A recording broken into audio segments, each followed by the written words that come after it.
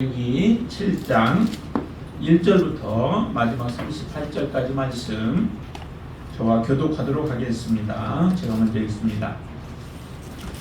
속건제의 규례는 이러하니라. 이는 지극히 거룩하니 곳에서 속건제의 규례를 제사장은 그 피를 제단 사방에 뿌릴 것이요 그 기름을 모두 드리되 곧 그 기름진 꼬리와 내장이 덮인 기름과 두 발과 그 위에 기름 꼬리 쪽에 있는 것과 안에 덮인 것을 함께 띄어내고 제사장은 그것을 다 제단 위에서 불살라 여호와께 화제로 드릴 것이니 이는 속건제니라. 제사장은 그것은 지극히 거룩하니라.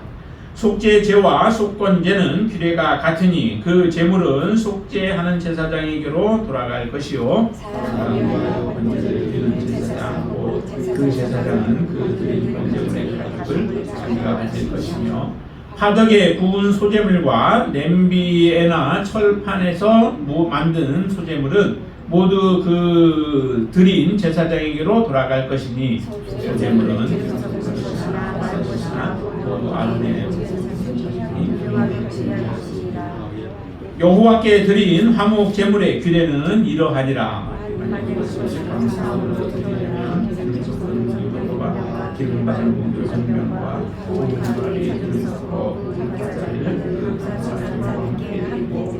또 유교병을 화목제의 감사 제물과 함께 그 예물로 드리되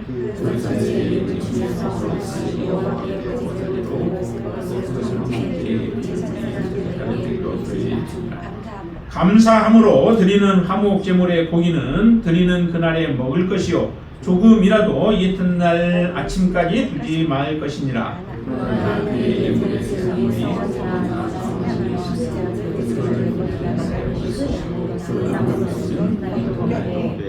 그 제물의 고기가 셋째 날까지 남았으면 불사를 지니 그 제사는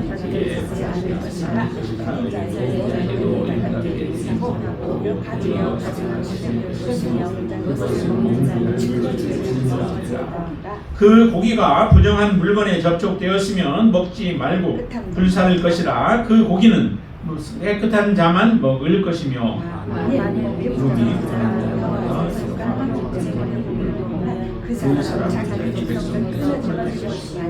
만일 누구든지 부정한 것 곧 사람의 부정이나 부정한 짐승이나 부정하고 가증한 무슨 물건을 만지고 여호와께 속한 화목 제물의 고기를 먹으면 그 사람도 자기 백성 중에서 끊어지리라. 이스라엘에게 말하 이르라. 너희는 소나 양이나 염소의 기름을 먹지 말 것이요 스스로 죽은 것이 되느냐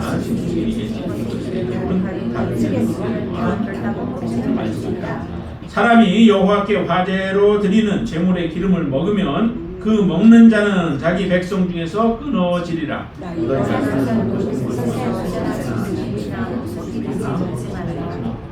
무슨 피든지 먹는 사람이 있으면 그 사람은 다 자기 백성 중에서 끊어지리라.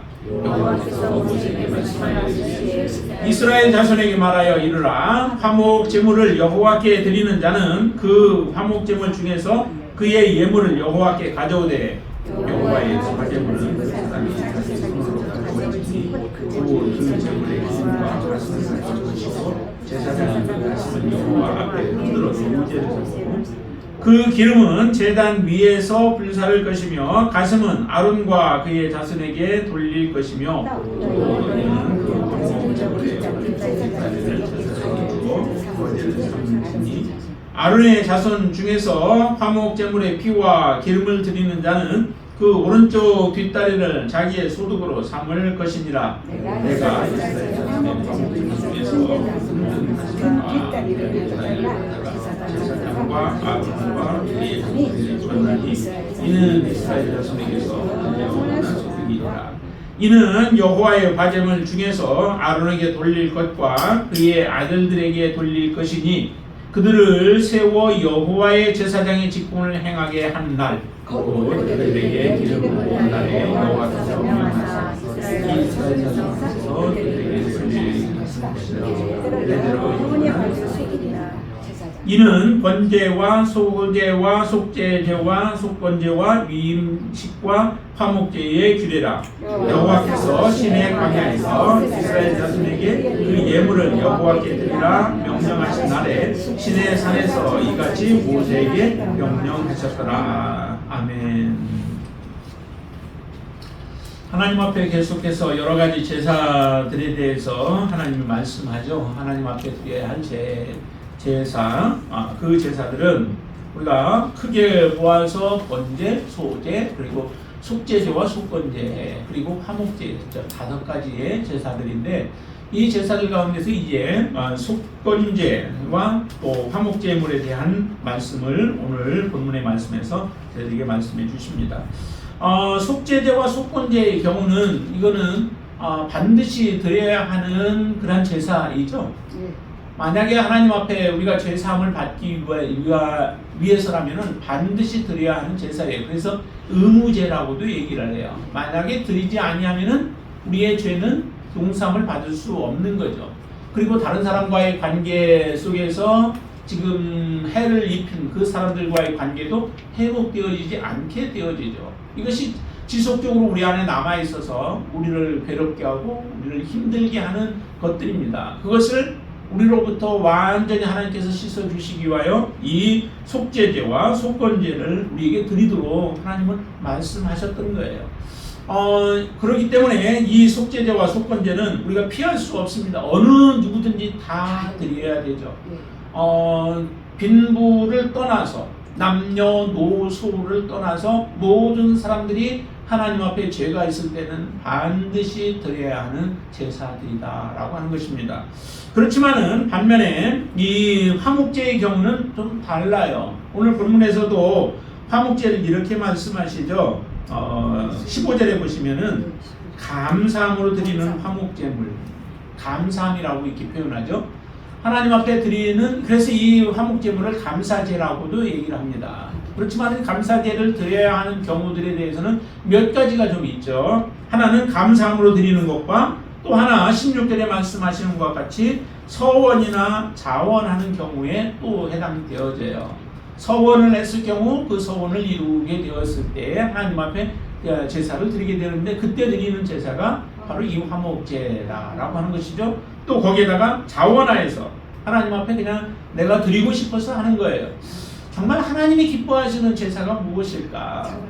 하나님이 기뻐하시는 제사는 제사를 하나님이 기뻐하시기는 하죠. 왜냐하면은 그 제사로 인하여서 죄인이 하나님 앞에 죄가 없는 거룩한 존재로 서기 때문에 하나님이 기뻐하시는 제사이기도 하죠. 그렇지만 그 제사들 중에서도 더 기뻐하시는 제사가 제가 볼 때는 이 화목제의 제사라고 저는 봅니다. 왜냐하면은 이 화목제는 의무가 아니에요. 강제가 아니에요.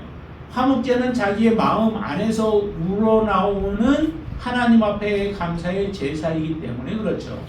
예를 들어서 하나님께서 우리의 인생 가운데, 여러분들의 삶 가운데서 하나님이 역사하신 하나님의 손길을 생각할 때마다 하나님께서 내게 도우셨고 하나님이 나와 함께 하셨고 내가 가장 힘들었을 때 하나님이 나를 위로하시며 나와 함께 하셨던 그런 기억들이 있을 거예요.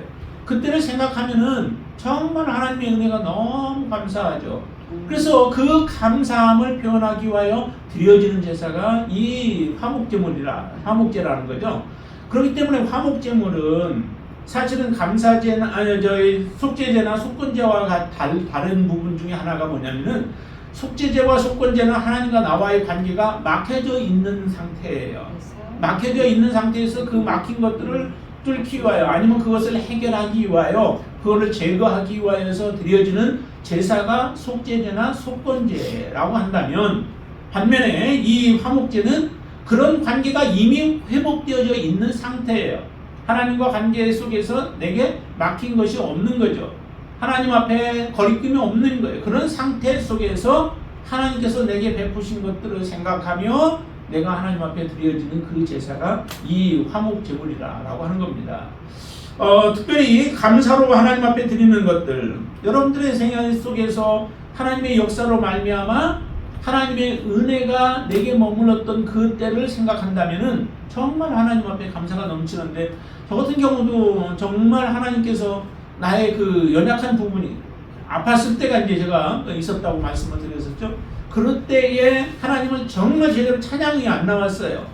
호흡을 하려고 하면은, 노래를 부르려고 하다 보면은 뭐가 나면 기침이 나와가지고 찬양을 부를 수가 없는 그런 상태에 처해져 있을 때 하나님께서 그 가운데서 이제 치료를 해주셨잖아요. 그래서 이렇게 건강하게 하나님 앞에 서서 할 수 있는데, 그때만 생각하면은 정말 하나님 앞에 찬양하는 것, 마음껏 내가 찬양할 수 있는 게 얼마나 감사한지 몰라요.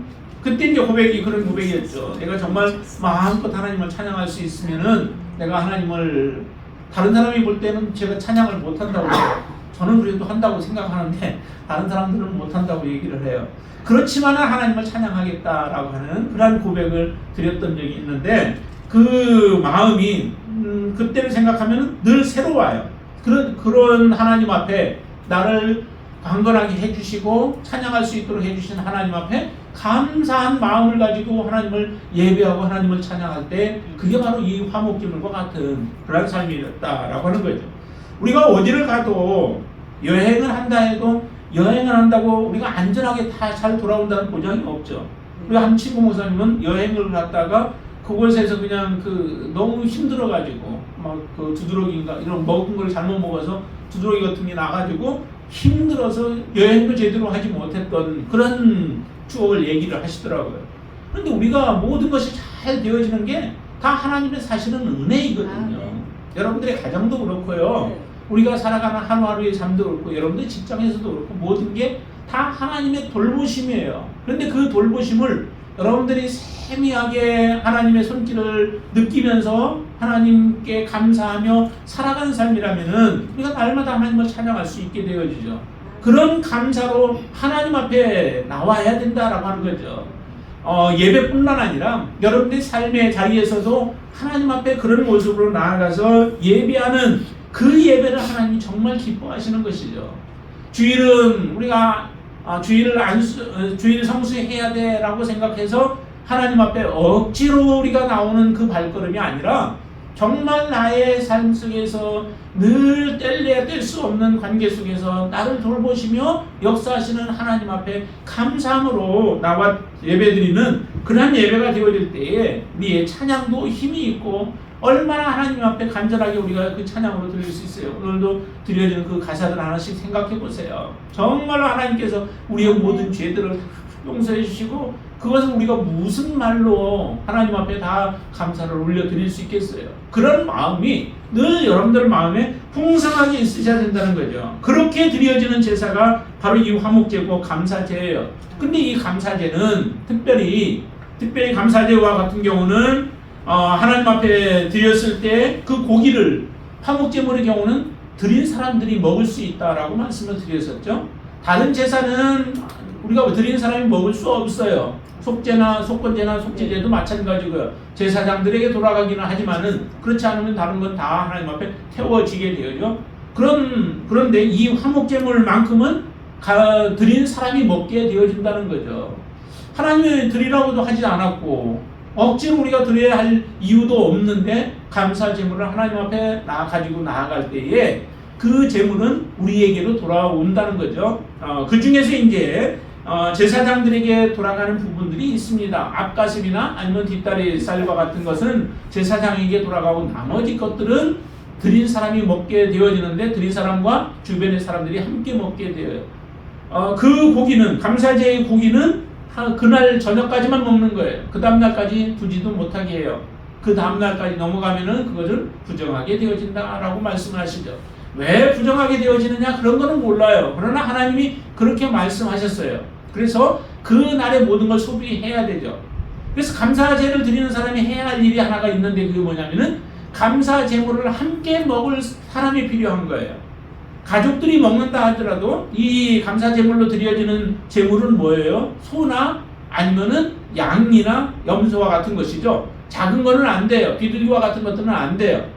속죄제와 속건제의 경우는 그런 것들도 해당되죠. 그러나 여기에 감사제로 하나님 앞에 드려지는 제물 가운데는 그 작은 것들은 안 돼요. 그래서 양이나 염소와 같은 것들 이런 것을 잡아서 하나님 앞에 드리게 되어지는데 드리고 나서 나머지 고기를 먹게 되어진다는 거죠. 그러나 가족끼리 먹을 수도 있지만은 가족이 먹고도 남을 양들이죠.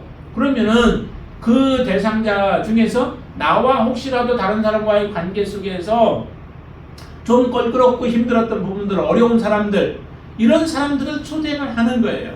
초대를 하면서 함께 제사를 드리고 그 제물을 같이 먹게 되어지죠. 그래서 이 감사제, 화목제에 유익한 부분이 있습니다. 화목제를 드리게 되어지면은 물질적으로 다 나가는데, 그런데 무엇이 유익인가? 하나님과의 더 깊은 관계가 유지가 되어지죠. 하나님의 은혜를 내가 찬양하고 하나님께서 나의 돌보심을 내가 감사하고 하나님 앞에 영광을 돌리게 되어지면 그 풍성해지는 것은 우리의 마음이 더 감사로 풍성해지죠. 여러분들 마음이 감사로 풍성해지면 그 삶이 얼마나 윤택한 삶이 되어지겠어요. 어떤 사람은 참 평생 우리가 믿음 생활하면서도 정말 힘들어하면서 찡그리면서 사는 사람들이 있는가 하면은 늘 감사로 넘치는 삶이 있다는 거죠. 바로 하나님 앞에 감사를 드리게 되어지면 그 사람은 더욱더 감사가 넘쳐난 삶이 되어지는 거예요. 하나님과의 관계가 더 깊어지는 것이죠. 이런 축복이 있습니다. 그리고 또 하나 또 축복이 있는 것이 뭐예요? 주변에 있는 사람들과의 관계가 더 온전하게 회복되어지는 역사가 일어나는 거예요. 다른 사람 초대해 보세요. 그 음식의 자리로 초대하면은 먹으면서 교제가 이루어지죠. 우리도 먹으면서 더 많은 교제를 우리가 나누게 되잖아요. 뭐 말할 말도 별로 없어요. 그런데 같이 음식을 먹고 나누다 보면은 내 속에 있는 것들도 또 나누게 되어지면서 교제가 원활해지게 되어지죠. 그렇기 때문에 이 화목제라고 하는 것은 우리에게 참으로 큰 축복이에요. 비록 물질적으로는 하나님 앞에 드려진다 할지라도 그 물질로 인하여서 우리가 사람을 사게 되어지고 사람과의 관계를 회복해 되어지고 하나님 은혜 안에 더욱더 나아갈 수 있는 그런 축복이 이루어지거든요. 자, 이렇게 놀라운 축복의 화목제물을 하나님 앞에 드리는데 그러나 조심해야 할 게 있다는 거죠. 그것은 바로 날짜 하나님께서 지정하신 대로 감사제의 경우는 그날 저녁까지 모든 것을 다 먹어야 한다라고 하는 거예요. 그때까지 먹었는데도 남았다? 그러면 그걸 불태워버리든지 불태워서 없애야 돼요. 그렇지 않고 그것을 다음날 먹게 되어지면은 내가 드려지는 화목제는 의미가 없게 되어지죠. 하나님이 받으시는 제물이 되어질 수 없습니다. 그런데 또 하루 정도 더 연기가 되어지는 게 있는데 그게 바로 16절에서 말씀하시는 거예요. 16절 한번 보실까요? 같이 한번 읽습니다. 그러나 그의 예물의 제물이 서원이나 자원하는 것이면 그 제물을 드린 날에 먹을 것이요 그 남은 것은 이튿날에도 먹되라고 말씀하시죠. 그 다음 날까지도 허락되어져요. 약간의 그 제사에 따라서 이런 차등은 있습니다. 차등은 있지만은 그러나 그것도 이튿날 넘어서 3일째 먹는 날에는 반드시 그 사람은 그 먹은 것에 대해서 죄를 짊어지게 되어질 것이다 라고 하는 거예요. 하나님 앞에 감사로 나아갔는데 감사함으로 하나님 앞에 모든 제사를 드렸는데 그리고 예물도 드리고 헌신도 했는데 결과가 이와 같이 죄를 짊어지게 되어지고 백성 가운데서 끊어지게 되어진다면은 그것은 우리가 해야 할 일들이 아니죠. 정말 하나님 앞에 모든 감사로 또 하나님을 찬양하면서 나아가는 것이 이와 같이 되어질 수 있는 가능성들이 항상 있다라고 하는 거죠. 그 문제 중에 또 하나가 뭐냐면 부정한 물건에 접촉되어 고기가 접촉되었든지 아니면은 20절에 보면 몸이 부정한 자가 여호와께 이 음식을 먹는다든지 하는 그런 경우들, 또 누구든지 21절에 보면은 부정한 것과 곧 사람의 부정이나 부정한 짐승이나 부정하고 가증한 물건들 이런 것들을 만지고서 그것을 먹게 되어지는 경우는 다 이게 바로 백성에게서 끊어진다라고 이렇게 말씀해요. 이 말 백성에서 끊어진다는 얘기는 당시에 백성에서 끊어지는 걸 거의 죽음과도 같은 거죠. 완전히 버림을 받는 거예요. 그 공동체에서부터 버림을 받는 것. 이것은 곧 오늘날로 우리가 얘기한다면은 정말 하나님의 자녀로부터 자녀가 이제 안 되는 거죠. 자녀가 되지 못하는 이런 끔찍한 벌을 받게 되어지는 것이 바로 이 화목제물을 잘못 먹게 되어지는 경우라는 거죠. 그러면 초청을 받는 사람의 입장에서는 자기 자신을 살펴봐야 되죠. 우리가 성만찬 할 때도 그러잖아요. 성만찬을 하게 되면 어떻게 해요? 그때 성찬 그 피를 잔을 받고 그 다음에 떡을 받게 되어지는 이때에도 자기 자신을 살피라고 말씀하시죠. 부정한 가운데 그것을 먹게 되어지면은 그것은 곧 하나님 앞에 또 심판이 임하기 때문에 그렇습니다. 그래서 자기 자신이 정말 부정한 것들에 내가 접촉했는지 그것을 우리는 돌이켜 보면서 그 자리에 함께 나아가서 함께 즐거워하고 누리는 이런 축복의 자리가 되어야 하는 것입니다. 정말 이런 제사는 지금은 이게 없잖아요. 우리가 이런 제사, 화목제물을 제사를 드리는 그런 것은 없어도 지금이 이제 해야 할 일은 정말 저와 여러분들의 마음 가운데 하나님이 얼마나 여러분들을 사랑하시는가, 정말 그 사랑을 알고 하나님 앞에 이제 감사의 제사를 드려야 되는 거죠. 그 제사는 바로 우리의 예배예요. 정말 여러분들의 마음속에 예배 드리러 나올 때 여러분들의 마음은 어떠한 마음으로 여러분들 충만하신가요? 하나님의 은혜가 한 주간 동안 살아가면서 또한 하나님 앞에 예배한 이후에 우리의 삶이 하나님 앞에 정결한 모습으로 내가 서서 주님을 섬겨왔는지 우리의 자신을 돌이켜보면서 하나님 앞에 정말 감사의 제사로 드려지는 그 예배가 되어져야 한다라고 하는 거죠. 여러분들의 삶이 날마다 하나님 앞에 나아갈 때마다 이런 감사로 충만한 여러분들의 삶이 되시기를 바랍니다. 그리고 하나님 앞에 우리가 소원한 것들 또 자원한 것들 이런 것들을 생각하면서 하나님이 어떻게 이루어 주셨는가, 내 인생 가운데 어떻게 하나님이 역사하셨는가를 생각하면서 하나님 앞에 온전한 예배로 드려지는 그러한 예배가 되어질 수 있게 되기를 바랍니다. 이런 제사로 하나님 앞에 우리가 드릴 때에 또 우리가 해야 할 일들은 여러 가지가 있겠죠. 여기 보면은 특별히 그 피와 그리고 피는 그리고 기름 이 두 가지를 피하라라고 하는 거예요. 먹지 말라는 거죠. 기름도 먹지 말고 피도 먹지 말라라고 말씀하세요. 이것은 정말 하나님께서 피는 그 생명이기 때문에 그렇죠. 그리고 기름은 하나님께 드리라라고 해서 했기 때문에 그 기름 드려서 하나님 앞에 태우심으로 인하여 그 향기를 하나님이 받으시기 때문에 하나님의 것이기 때문에 하나님의 것을 우리가 먹지 말라라고 말씀하시는 겁니다. 하나님은 우리의 모든 필요한 것들을 다 공급을 해주셨어요. 그리고 하나님은 또 하나님 것을 우리에게 말씀하시기도 하셨죠. 근데 하나님의 것을 우리가 우리의 마음대로 그것을 훼손하거나 또 하나님의 것을 도적질하는 그러한 경우들도 있죠. 하나님께서 특별히 그 구약에서 보면은 말씀하시기를 뭐라 그래요? 11조에 대한 부분들이나 이런 것들을 하나님 것을 도적질하는 것으로 그렇게 표현을 하시기도 하죠. 하나님 앞에 마땅히 드려야 할 것을 드리지 않는 것, 그것은 이미 하나님 것을 우리가 도둑질하는 것과 같이 하나님은 취급을 하십니다. 그렇기 때문에 우리의 인생 가운데 나의 모든 것이 다 하나님의 것이지만 하나님께서 그 가운데서 우리에게 허락해 주신 것을 감사함으로 받고 하나님의 것을 마땅히 하나님의 것으로 돌려드리는 그런 삶이 바로 하나님의 백성으로서 해야 할 마땅한 일인 줄로 믿습니다.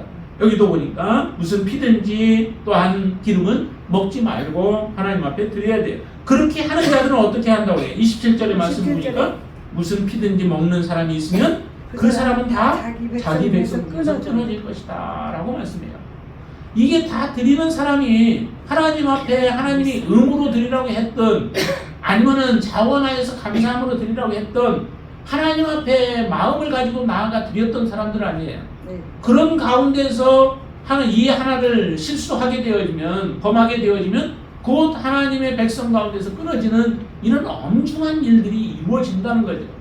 하나님께서 이처럼 여러 가지 저번에도 한 말씀드렸지만은 자세하게 이와 같은 일들을 말씀해 주시는 이유가 어디에 있어요? 그것은 우리를 위한 것이죠. 저와 여러분들을 위해서 이런 죄를 범함으로 인하여 하나님에게서 끊어지지 않도록 하기 위하여, 그리고 하나님의 그 제사를 주관하시는 그 제사장과 같은 경우는 정말 거룩한 사람 아니에요. 거룩해야 되고 거룩한 사람이어야만 합니다. 거룩함을 잃어버리면 그 순간 그런 제사장으로서의 역할도 못할 뿐만 아니라 모든 백성들의 죄를 하나님 앞에 가지고 나아갈 수도 없는 존재예요. 오히려 하나님 앞에 해가 되어지는 존재들이죠. 거룩한 제사장이 있을 때는 유용해요. 그래서 모든 백성들의 죄를 그들이 속할 수 있는 그 길을 트워주지만은, 그러나 제사장이 거룩하지 못한 경우에는 그로 말미암아 백성들이 하나님 앞에 나아갈 수 있는 길을 막아서는 자들이 되어져 버립니다. 예수 그리스도는 진정한 길이시죠. 하나님께로 나아갈 수 있는 진정한 오직 한 길이에요. 오직 그 예수 그리스도만이 생명의 길이죠. 그런데 그 생명의 길을 막아서는 자들이 있습니다. 예수님께서 정말로 화를 내셨던 사람들 중에 서기관들과 바리새인들을 알겠습니까? 서기관과 바리새인들에게 예수님이 화를 냈던 이유는 그들은 사람들을 하나님께로 인도한다고 하는데 결과적으로 그들을 막아서는 일들을 행하고 있기 때문에 그래요. 그래서 너희들만 천국에 들어가지 못하는 것이 아니라 다른 사람들을 오히려 더 지옥 자식으로 만들어버리는 일들을 행하고 있었기 때문에 예수님께서 그렇게 책망을 하셨던 거죠. 그래서 많은 사람들이 선생이 되지 말래요. 많은 사람들이 선생이 되지 말라. 왜냐하면 더 큰 벌이 하나님으로부터 있기 때문에 그렇다라고 하는 거죠. 내가 혼자 하나님을 믿지 않는 것이라면은 그냥 그것으로 끝나서 나 혼자 죄를 받으면 되죠. 그렇지만은 누군가를 인도해야 할 입장에서 그 사람이 하나님 앞에 범죄하게 되어지고 하나님의 길에서 멀어져 있으면 다른 많은 사람들이 그의 영향력을 받는 사람들이 바로 그런 하나님의 심판 가운데 놓여질 수 있기 때문에 더 큰 심판을 면할 수 없게 되어지는 것이죠. 그래서 우리는 이미 하나님 앞에 우리가 나온 자들이라면 이제 우리의 삶을 통하여서 정말 우리가 하나님 앞에 기도하고 또한 우리가 하나님 앞에 예배하고 하나님 앞에 찬양하고 하는 이 모든 것들이 다 사실은 하나님 앞에 감사함으로 드려지는 여러분들의 예배가 되어질 수 있게 되기를 주님의 이름으로 축원을 드립니다. 자, 이렇게 피해야 할 것들과 그리고 하나님은 세우셨을 때 이 대제사장을 위하여서 또 예비하신 것이 있죠. 그것은 그 제사장들에게 필요한 것들을 공급해 주신다는 거예요. 그거는 제사장만 그렇게 하시지는 않을 거예요. 여기에서는 제사장에 대해서 제사장에 돌아갈 분기들에 대해서 말씀하시지만은 모든 하나님 앞에 나오는 자들 또 그리고 하나님의 말씀을 들고 서는 모든 사람들을 하나님의 이처럼 필요한 것들을 공급해 주세요. 여기에 보니까 한번 보실까요? 그 34절 말씀 한번 보세요. 34절 같이 한번 읽습니다. 내가 이스라엘 자손의 화목제물 중에서 그 흔든 가슴과 든 뒷다리를 가져다가 제사장 아론과 그의 자손에게 주었나니 이는 이스라엘 자손에게서 받을 영원한 소득이니라. 하나님이 그 가슴은 하나님이 흔들래요. 그리고 뒷다리는 들어 올리래요. 그러더니만 그것을 누구에게 줘요? 제사장에게 하나님 주신다는 거죠. 이것이 영원한 이스라엘 백성으로부터 받을 영원한 소득이다라고 이렇게 말씀하세요. 하나님께서 그러니까 책임지시는 거죠. 하나님은 일을 시켜놓고 우리를 내버려 두시지 않습니다. 반드시 여러분들을 하나님께서 부르시고 여러분들에게 말씀을 주시면 그 말씀대로 순종하면 여러분들의 삶은 하나님이 책임져 주십니다. 하나님 앞에 나온 세상으로부터 부름받아 하나님께 나온 여러분들의 인생도 하나님은 그렇게 책임져 주실 하나님이십니다. 그 하나님을 여러분 믿으시기를 바랍니다. 그 하나님은 여러분들과 함께 동행하시고 여러분들의 순수한 모든 선한 것들을 다 받으시기를 원해요. 자, 35절 말씀에서도 5절과 6절에서도 말씀하십니다. 같이 한번 더 읽어보시죠. 이는 여호와의 화제물 중에서 아론에게 돌릴 것과 그의 아들들에게 돌릴 것이니 그들을 세워 여호와의 제사장의 직분을 행하게 한 날 곧 그들에게 기름 부은 날에 여호와께서 명령하사 이스라엘 자손 중에서 그들에게 돌리게 하신 것이라 대대로 영원히 받을 소득이니라. 제사장으로 위임하는 그 날에 하나님이 이 말씀을 주신 거예요. 그 날부터 하나님께서 이 제물들을 바로 제사장들에게 영원한 분깃으로 돌리라라고 말씀하시죠. 여러분들에게는 어떤 하나님께서 분깃을 주셨나요? 우리는 하나님의 나라를 여러분들의 기업으로 주시지 않았어요? 하나님 예수 그리스도를 주님으로 고백하는 그날, 여러분들이 세상으로부터 돌아서서 하나님께로 나온 그날에 하나님은 여러분들에게 영원한 하나님의 나라를 분기로 주신 줄로 믿습니다. 여러분들이 돌아서지 않는 한, 세상으로 다시 돌아가지 않는 한 하나님께서는 그 놀라운 축복을 여러분에게 주시기를 원하셨고 그 나라를 여러분에게 기업으로 주신 줄로 믿습니다. 이것을 여러분들이 소홀히 여기지 마시기 바랍니다. 하나님 앞에 그 모든 주신 것을 감사함으로 여러분들이 받으시고 하나님 앞에 감사의 제사를 날마다 여러분들이 드리실 수 있게 되기를 바랍니다. 어디에 있든지 그곳이 이곳이든지 여러분들의 집이든지 또한 여러분들의 직장이든지 어디에 있든지 간에 그 자리에서 감사의 제사로 그래서 화목제물을 하나님 앞에 드릴 수 있게 되길 바랍니다. 예수님께서 화목제물이 되셨다라고 우리가 표현을 많이 하시죠. 근데 그 예수님이 화목제물이 되신 것을 우리가 우리 죄를 용서하기 위하여 십자가에 죽으신 것 그것을 의미하는 게 아니라 사실은 예수님께서 그 십자가에 죽기 위하여 오셨을 때에 하나님의 말씀을 듣고 사실은 오시기는 하셨죠. 그렇죠? 하나님의 명령으로 하나님의 말씀대로 순종하여 이 땅에 오셨지만은 하나님의 명령, 하나님의 말씀만이 아니라 그의 마음속에서 사실은 또 자원하는 마음이 있었던 거죠. 그 자원하는 마음이 없이 그 길을 걸어가신 게 아니라 억지로 그 길을 걸어가신 게 아니라 하나님이 주님께서 기쁨으로 그 길을 걸어가셨고 우리를 용서해 주시기를 원하는 자원하는 마음이 그 속에 반드시 있었던 것을 여러분들 기억하시길 바랍니다. 하나님이 정말 억지로 떠밀려 하나님께서 밀어서 가신 그 길이 아니시라는 거예요. 저와 여러분들을 구속하기 위하여서 그 마음에 자원하는 마음으로 죄는 없으시지만은 우리와 같은 그 아픔들을 그대로 겪으시며 고통을 겪으시며 그 길을 자원함으로 걸어가셨던 예수 그리스도의 그 삶이 바로 그렇기 때문에 화목 제물이 되신 거예요. 감사함으로 드려진 제물이 되어지신 거죠. 그러니 그 피 자체도 정말 거룩한 피이시고 이 세상에 어떤 피가 아니잖아요. 그 거룩한 피를 하나님 앞에 드렸을 뿐만 아니라 그 속에 감사함으로 하나님 앞에 드렸으니 단번에 우리의 모든 죄를 영원히 속지 않은 그런 하나님의 은혜를 우리가 경험하게 되어진 것입니다. 저와 여러분들이 이런 하나님의 은혜로 이제 하나님 앞에 나아갔다 올 수 있었다면 이제 우리의 삶은 하나님 앞에 온전히 여러분들이 헌신하여 드려지는 아름다운 그런 화목 제물이 되시길 바랍니다. 찬송이 끊이지 않게 되길 바랍니다. 기도가 끊이지 않게 되길 바랍니다. 감사의 기도, 그것도 뭐 주세요 하고 하는 그런 기도가 아니라 감사의 기도가 끊이지 않게 되길 바랍니다. 찬송이 여러분들의 입에서 늘 울려 퍼질 수 있게 되길 바랍니다. 여러분들의 몸을 하나님 앞에 온전히 드리는 귀한 믿음의 삶이 되시기를 다시 한번 주님의 이름으로 축원을 드립니다. 기도하겠습니다. 할렐루야. 좋으신 아버지 하나님 감사합니다. 우리가 정말 무엇이간데 하나님께서는 우리에게 하나님께 나아갈 수 있는 길들을 열어주셔서 이제 하나님 앞에 감사의 제사를 드릴 수 있도록 화목 제물을 하나님 앞에 드릴 수 있도록 인도해 주시니 감사합니다.